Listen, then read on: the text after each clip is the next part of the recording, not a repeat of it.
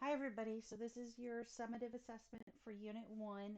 It's a distance learning format, which means that you get to create your own equation, okay? Now, I've created mine, and remember that I said in class, I showed you for assignment number 26, you were supposed to post that equation so that I know what to look for when you turn in your graph, okay?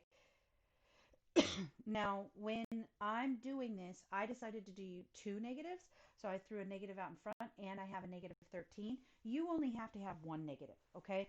And one thing I'll mention, a lot of kids do end up picking, a negative out in front. And here's why, because when there's a negative in front, it makes the mountain shape. And so you'll see that when we take a look at the graph. Um, and that's actually the answer to one of your questions on the test. So it says copy the link to your Desmos created graph and include it in your submission. The graph must include y equals the absolute value of x, and you need to have a table. And so I just want to show you how to set up that table to answer other questions on the test. So I have my two graphs. I have the black graph is y equals the absolute value of x, and I have the other graph, which is orange. That's my graph with my equations. And so I'm mentioning to you that what I want to do is a lot of times when you start out with Desmos here, I'll show you what I had originally. It'll start at a range like this, and you can't necessarily see everything. So I'm saying, please make sure that you zoom out. All right.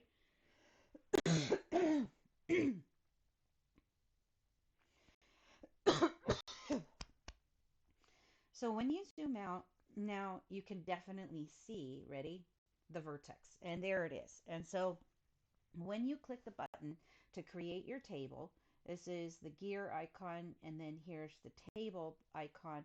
And now I have my table. Notice that you can't really see the whole equation anymore in the table, but if you scroll around, it is definitely there. It's kind of nice sometimes. I will actually take that out and make it a new line again. That way I could see the whole equation, but I turn it off, just to make it pretty for me so I could see the whole equation. That would be nice. It's not required. Here is what is required, okay? I mentioned that you need to have the vertex, and the vertex wasn't in my table. So you do have to put the vertex in your table, and you might want to, while you're in Desmos, actually throw it in there. You see? Now all you have to do is click at the top and you can see the point, and then you throw in the X value in the table, and then now we have that number, and you will remember to write it down when you're doing your test, okay? Another thing that I require is that you show me the Y-intercept, and that's where the graph crosses the Y-axis. And again, if you click on it, Desmos will have it there for you, and so you can find it. Now, a lot of kids, when you look at the next piece, it says find a symmetric point. If you are having any troubles finding that symmetric point, I'll give you a hint. You know how you see that there's a 29 and that's the height? You can actually set an equation, ready? Y equals 29. And Desmos will create something right here for you, a line. And do you see how it'll tell you what that point is? It's 2.6. And that's where my graph has the same height of 29. So that's pretty helpful. I'm going to put that number in there, 2.6, and there I see my 29. And now I have, I think, everything that I need. And so what I'm going to do, oops, sorry about that. What I'm going to do is I'm going to snag this table and I'm going to put it on my OneNote just so that I can see it, right, when I'm trying to write down the answers. You guys don't have to do this part. This is just technology. I have to do this part so that I could see what I'm doing over here.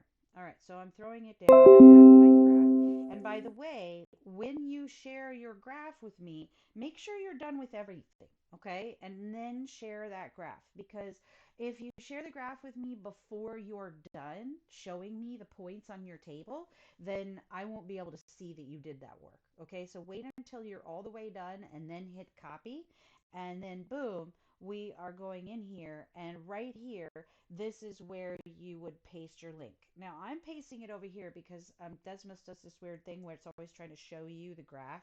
If I see how it threw it in there, that's kind of large and in my way. So I'm just going to move it down. But you can submit it as a separate link when you turn in the assignment. So please make sure you do that at the very end. All right. So it says for point three, for number two, then, when comparing your graph to the basic absolute value function y equals the absolute value of x, does your graph have a vertical compression or a stretch component? And if so, describe. So I'm looking at my graph again and I'm saying, hey, that black line, it looks fatter, it looks thicker. It looks like it's funny right now. It looks like it's an obtuse. And you're like, well, why does it look obtuse? Well, that's because I changed the scale of the graph. And now if I change the scale back, if I set that to be negative 10, if I set that to be positive 10, if I set that to be negative 10, if I set that to be positive 10, it wouldn't look obtuse anymore. Okay, but I will mention that this one, this orange line that I have created up here, that will still look acute. And so that's a little trick about, when you're dealing with technology, that's one of the things that could be a little bit hard. So you're allowed to ask for help with your Desmos graph. These 3 points up here, I would very much like to see everybody get all of those points. And then right here for number two, when in doubt, ask me if you've done it right. Just share your graph with me. Say, hey, I think that this is ready. I think that this one is a stretch. And I will tell you whether or not you got that right or you got that wrong. Okay. And so it says it's a stretch component and describe which, and I am saying stretch, and boom, that is your answer. All right.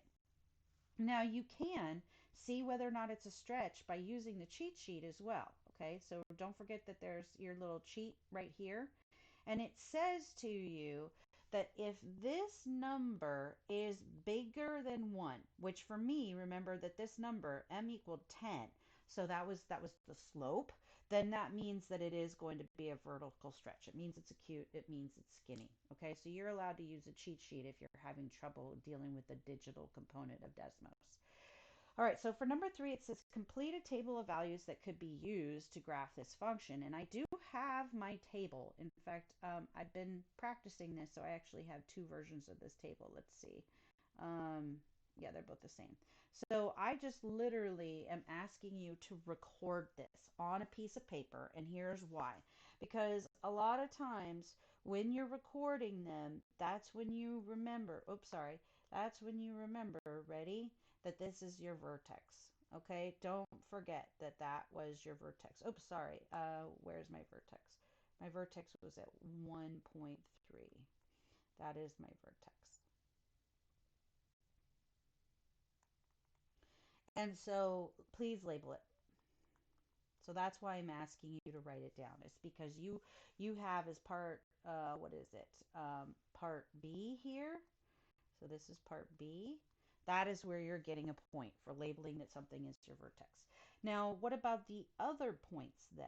So I have my symmetry points. So I have 0 and I have 2.6, and that is going to be a 29. And so these are my symmetry points, and I'm basically just being lazy and I'm labeling it like that. You could write the word symmetry if you want to. All right, so now I have found those symmetric points. And also, while I was at it, I did find the y-intercept. Okay, so part D is right here. So this is part C and this is part D. And now I have almost all my points, but let me finish writing down two more. Ready? I have a point here at 1, and I got a 39, and I got a point here too, and that's at a 35. And those aren't special in any way, so I'm not adding any label. But right here, it says, please show your work. And you're like, well, what work? I didn't do any work. I did Desmos. Yeah, so that's why I'm asking you to show me some work, okay? What is it exactly that Desmos is doing to get your answer? Ready? Negative absolute value of 10 times x minus 13 plus 42 is the equation that you are giving it. And I wanted to make sure that just because we're using technology doesn't mean that you don't know, like, well, how does Desmos actually get the answer anyway? Well, this is how it does it. So every time you pick a different value for x, it is evaluating your equation at that value. And so what I'm doing is I'm just writing down the whole equation, and then I'm going to throw in the x value. and that is called showing your work. Now, my absolute values look like crummy here, so I'm trying to fix them, okay? I'm showing you this is my absolute value. I'm making it bold. I'm making it be dark. Please do that on your paper as well. Now, all you have to do, ready, to show your work is you plug in a 1 here, you plug in a 2 here, you plug in a 0 here, you plug in a 1.3 here, and you plug in a 2.6 here. And that is called showing your work. And very briefly, while you're doing that, you could actually double check your work. Like, think about this. 10 times 0 is 0. Take away 13 means you have a negative 13. Take the absolute value of that, you get a positive 13, but then make it negative again.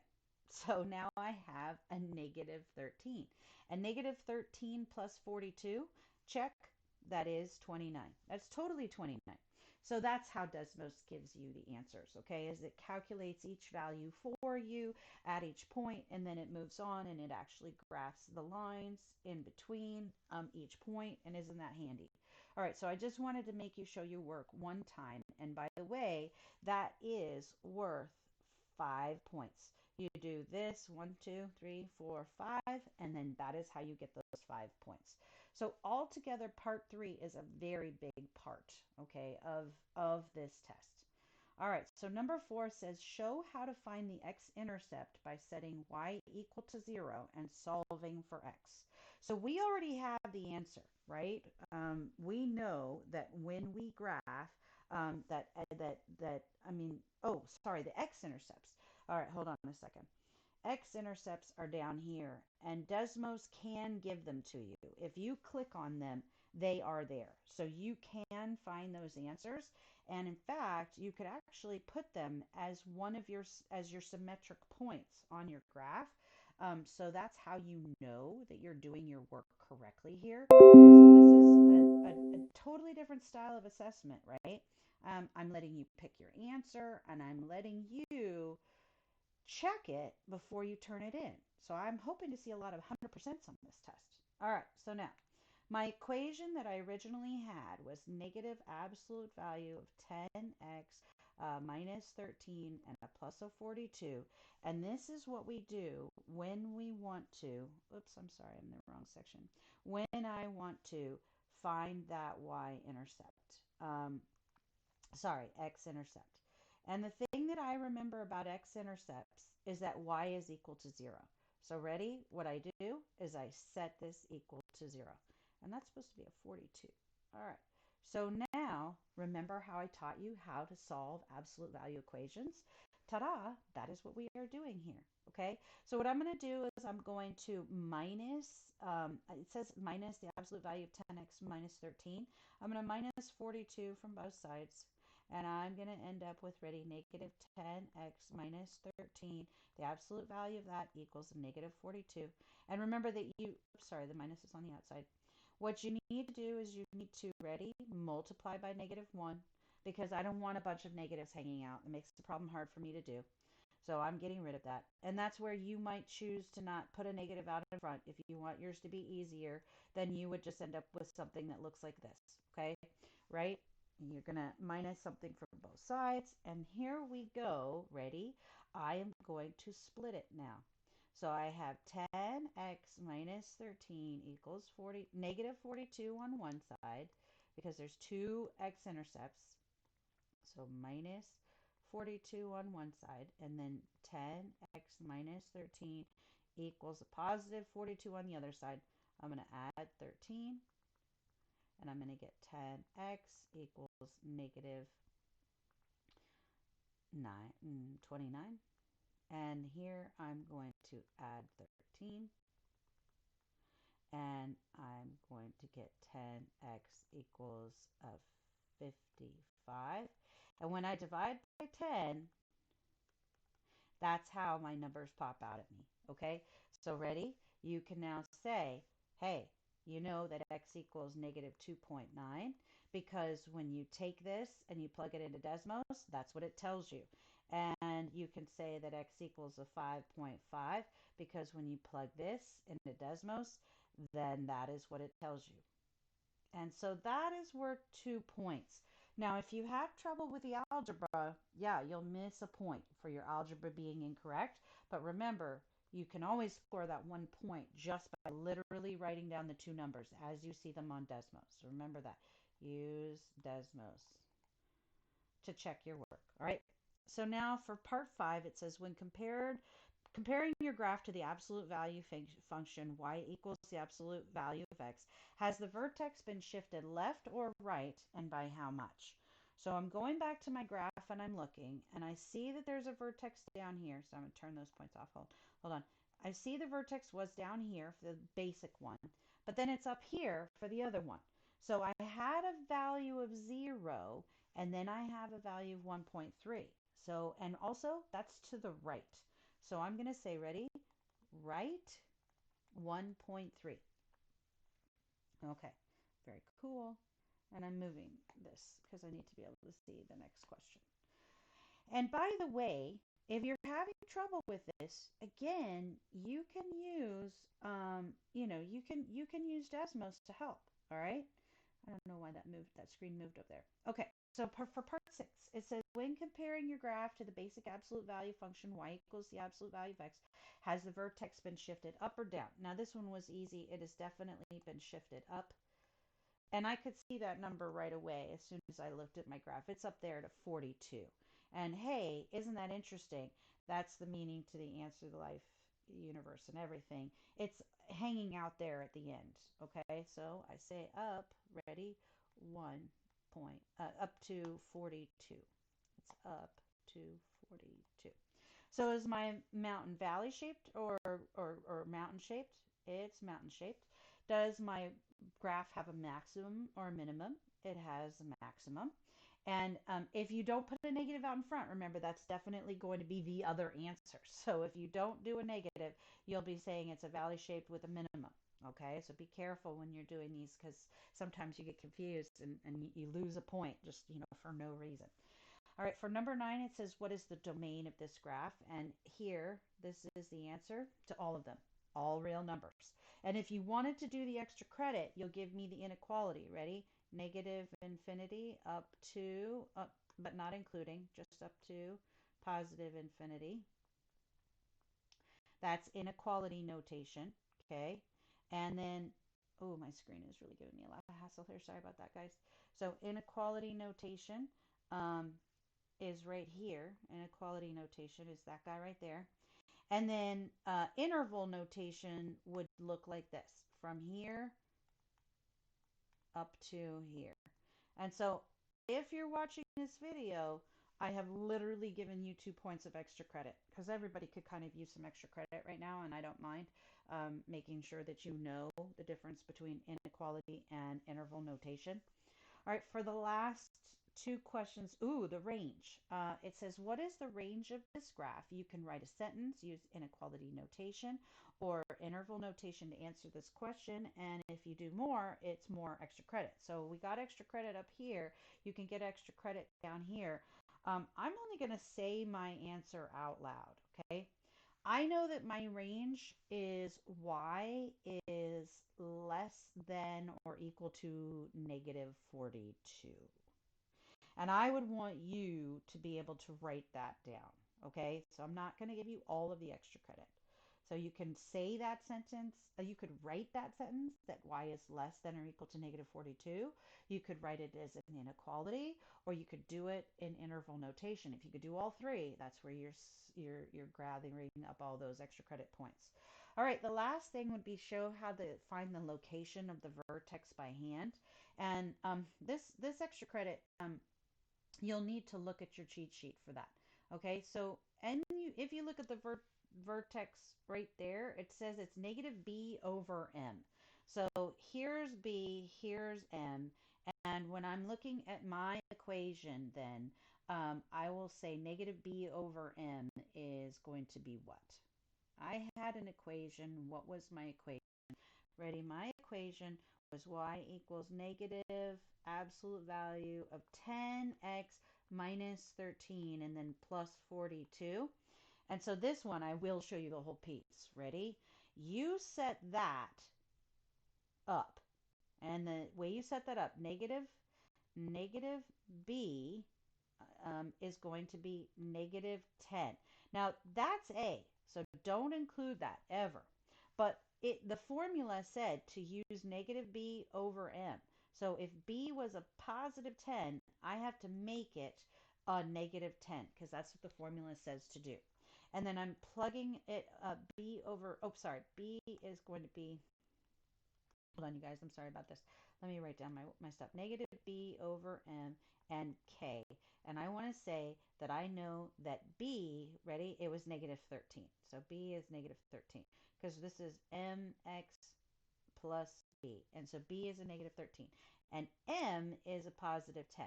And k is a 42.